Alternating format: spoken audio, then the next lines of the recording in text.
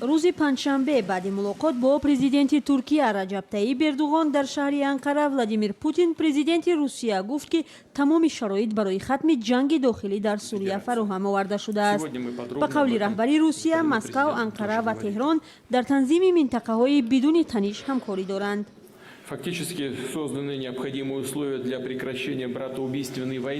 برای ختم جنگ برادرکش، محو تروریستان و احیای آسایشته و بازگشت مردم سوریه به خانه‌هایشان تمام شرایط فراهم آورده شد. این برای اهل عالم مهم است.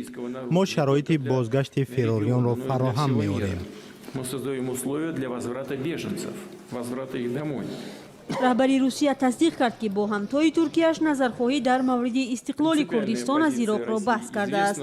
درباره رفراندوم که در آن اکثر کردهای عراق استقلال از بغداد را دستگیری کردند، پوتین تفصیلات نداد و از حاضرین خواهش کرد به اظهارات وزارت کارهای خارجی روسیه بار دیگر نظر کنند. رهبری ترکیه رفراندوم را خطای محض حکومت مختار کردستان عراق نامیده، افزود که باید از خطاهای بزرگتر جلوگیری کرد. در مورد تمامiyati арзии عراق و سوریه به موافقت رسیدیم. متاسفانه در همین اواخر وضع منطقه ما خیلی نازک شده است. رفراندوم از نقطه نظر سرقانون عراق و قانونهای بین المللی مشروعیت ندارد. متاسفانه با برگزاری این نظرخواهی حکومت محلی به خطای بزرگی راه داد. اردوغان افزود که در مسئله ضرورت حفظ تمامیت ارضی سوریه و عراق رهبران دو کشور هم فکر می باشند.